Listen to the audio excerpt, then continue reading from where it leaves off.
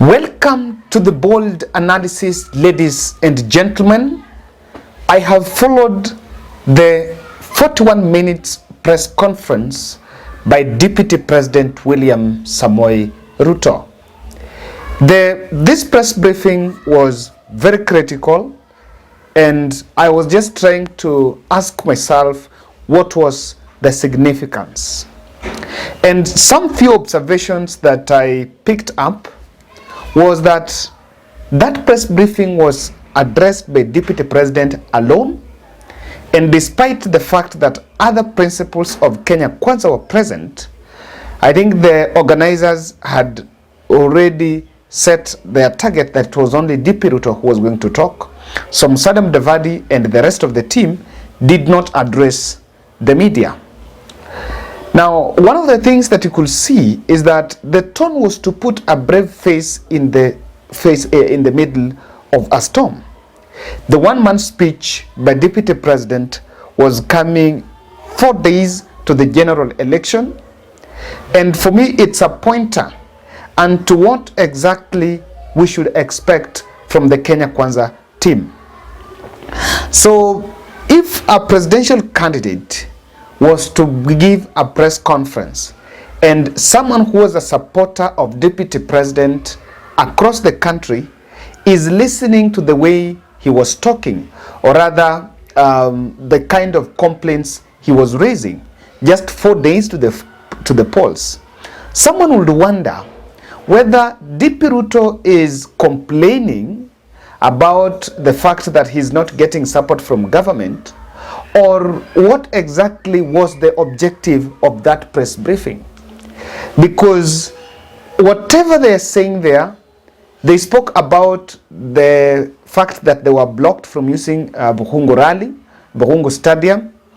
He spoke passionately about Mombasa, the issue of the chiefs, and the private meeting that President Uhuru Kenyatta held in Nakuru. And nothing new from that press briefing. If a journalist attend that and you go back to the newsroom and your editor asks you, give me an angle to that press briefing, I can tell you can still pick a template of your script that you wrote 2 months ago and just customize, and you will still be in a position to have a story.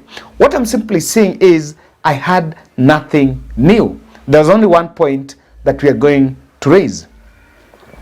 The government influence in this election is something that Kenya Kwanza are putting a lot of interest. And for me, it was so unfortunate that DP Ruto decided then to do profiling of the leaders and the government officials and even journalists who, according to him, are spreading hate messages. And to me, that this is a direction that I don't think is going to augur well, because I remember when he mentioned passionately about Inoro and Kameme, two presenters from those two stations, whom I'm not going to name. Of course, you can do your own research. You'll find out who and who. And Inoro had to cut their live stream of that press briefing. This means that as we go towards the polls, they might even blacklist him, and they might not even cover his events. I see a man that is tired, that is fatigued, and seems to have been pushed to the wall. And this can relate to what the president was saying in Kisii, that DP Ruto is a man that in public will be very strong and very brave, but is a very coward politician. Ladies and gentlemen, without much ado, I want us to listen to, I have 2 clips. I want us to listen to this 2-minute clip about that I plucked from that press briefing. We are concerned about meetings that are being organized in dark places to orchestrate disharmony, to orchestrate conflict, and to plan what is not good for Kenya. Recently, the president met people in Nakuru And the outcome of that meeting is not good for our country. Apart from threats to members of my team who are leaders, what is emerging from those meetings is eventually the leaflets you see.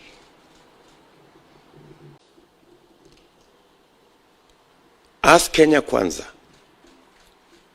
we want the Director General of the National Intelligence Service to tell the country, we want to ask His Excellency the President to instruct the people who are using public officials, actually forcing public officials, including chiefs and their assistants, to carry out illegal activities, recruiting people. Now, if you listen to that, it points out to what exactly DP Ruto was intending to do. Because he came out just to talk about and throw tantrums and attack any other person or any other institution that he feels is not supporting his presidential bid. Whether this is going to add votes in the table or no, it's a matter of time that maybe we'll find out. But I see a complaint after the other. There is some inconsistency that I just captured.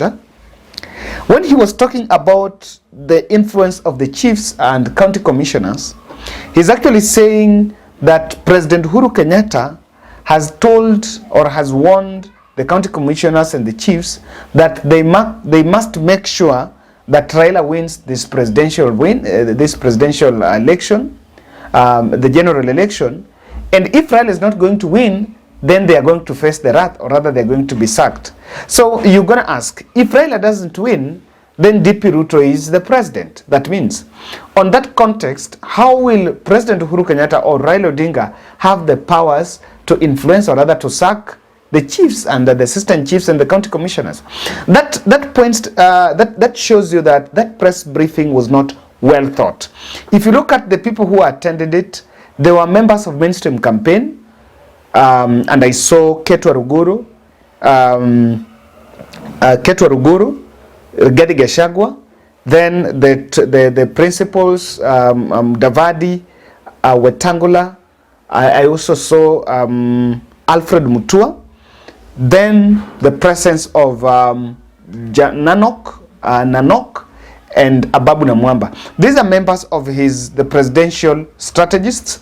And I think that meeting was held strategically to communicate something to the nation. But there was a key objective, and that is what I want us to interrogate. Before we look at that, I want to humbly request you to subscribe to our channel. Let's continue subscribing and continue supporting our sister Sarah Atieno. We are doing a 50 bob challenge, at least 50 shillings challenge to Sarah Atieno, who is locked in Kenyatta Hospital. She's one of the subscribers, and she reached out to us here, having suffered acute leukemia. She had gone through the sessions, the hospital, the chemo sessions, and the bill inflated to 1 million. So for us to support, we agreed that we can do at least, if 20,000 people can raise 50 bob, then we'll be in a position to reach a 1 million target. After 1 week, we're in a position to clock 450. Yes. So we are on course. We gave ourselves 21 days. By the time we'll be getting to 21 days, I believe that we are going to achieve our goal. So I want us to look at that, but also stick around, because I spoke with my good friend from Busia, Hilary Itela. Hilary Itela is a Senate candidate in Busia, and I'm going to be giving you a brief at the end of this analysis. My guys from Busia, you need to think about my good friend Hilary Itela. There is a scheme to intentionally grip Raila Odinga's results favoring Raila Odinga and credit any Raila win to Uhuru's influence. This will be to create a ground to illegitimize a genuine win by Raila Odinga. Deputy President William Ruto and Kenya Kwanza have the capacity to conduct their own opinion polls. And even though they have come out to discredit all the other opinion polls that have been done, that according to them are being sponsored by the state, maybe it's true, maybe not, they can still conduct their own and know by the time they're going to election, they know their chances of winning. If it is 80% or 40%, they know. But why I'm saying this is a scheme is DP Ruto keeps on referring to that private meeting by President Uhuru Kenyatta in Nakuru, where it came out that maybe some leaders were threatened, and then he's saying the impact of that meeting was the leaflets that were, somewhere put in some counties in Rift Valley. And according to him, I think the Kenya Kwanza are trying to portray that if Raila Odinga is going to win against them, then it will not be on the popular vote, exclusively on the popular vote, but the influence of President Uhuru Muigai Kenyatta. Now, this would give them a momentum to illegitimize Raila Odinga's win. And to me, I think that will be a roller coaster. If Raila wins this election, then you come up with all manner of things to discredit that. I don't think that is going to work, because Raila has gone through everything in an election cycle. This cannot be worse than 2007. This cannot be worse than 2013 and 2017. And this has been here. So I don't think that is going to work. And I can say that is going to backfire. If Raila is going to win, Raila is a candidate. The point of trying to drag President Uhuru Kenyatta in this, for me, I think, is misadvised. But you see the way the press conference blasted the authorities, and Ruto decided to put a brave face. Let me tell you, when he cried, when that video of him crying in Karen emerged tearfully, I want to believe even the supporters of DP Ruto became fatigued, demoralized, and discouraged. And they were saying that at least maybe this is a gone case. So the influencers, or rather the strategists of DP Ruto, might have hatched this press conference, and that's why it became a Ruto affair, so that in terms of any reporting, it will go to Ruto. No one might report anything that was said by maybe Salem Davadi or any other leader, for Ruto to save face and at least now put up the brave face. Putting up the brave face was very key to his supporters, and he's just trying to appeal to his supporters and showing them that he's still strong. You can challenge me why, if Kevin, that is the objective, why is it that he could not do it in a rally? With a press briefing, it's normally very effective because, number one, you get the attention of the media. So there is a live stream from the mainstream and TV stations, and at this moment, no one knows what you are going to say. So the media is going to give you the airtime, because maybe they think the DP Ruto can resign or so, and so no one would miss a press conference by Deputy President William Samoei Ruto. But in a rally, he will not get the luxury of getting such media coverage. The mainstream media are not going to follow you doing insults in Mombasa or making these statements in the campaign trail, unless that is normally given for the online team. So this is something that Ruto was doing strategically, getting the attention of the country and putting up a brave face, at least to send some coded message to his supporters who already were destroyed and fatigued by him coming out to do the crying gig. That was just posturing. There is nothing like spiritual deepness. That was just posturing. Profiling leaders, that press conference was trying to establish a bearing for in the international community over the outcome of an election, of this election. And remember when he was asked by journalists what was the intention, I think someone was asking what was the intention, what was the end goal, then he's saying that they're doing that press conference for calling on the different agencies of government to come out and speak on what is happening, which I don't think they're going to respond to him. If anything, they're going to brush him off. Number two, to attract the attention of the international community. Now, if you tell the international community that leader X, leader A, leader B is doing this and that, you're simply trying to create a bearing. And if in any case there is going to be a dispute of results of an election and things go south, then the bearing of that outcome, if someone is coming to Kenya to do an investigation, he will start with DP Ruto, and DP Ruto then start naming, calling these people here and there. This is a scheme that is being hatched really well, and I think it's trying to profile these people, because one thing I've said, if DP Ruto is really knowing that the county commissioner, county X, and the regional commander and all these people are responsible doing some illegal activities, and he has that evidence, because you cannot go to press and just make utter such words without some concrete evidence, then these people should be executed. There should be litigation. People should go to court and prosecuted. So that is the direction, and I think he's simply taking to create that environment. Advancing the violence agenda, to me, is worrying, and I don't know why someone is sitting somewhere in this election and saying, even if the leading front runner in an election, what people should be talking about now is, yes, you can complain of political interference from the government. DP Ruto, by that time in 2017 and 2013, was where Raila was, and he was in government. But I don't think there was much of the scare of coming out to tell people there is going to be violence. No one is going to fight in this election. I don't know what's really this. This press briefing was to advance the violence agenda. That of course there is going to be some sort of violence. This was to create tension. And let me ask, and even if it was to create, but indirectly it creates some sort of tension, because if you look at it, someone who is in an area that is where there is a stronghold of DP Ruto, if Kikuyus, the Luos, the Kalenjins come out of Rift Valley and they're registered in that place, they're not going to vote.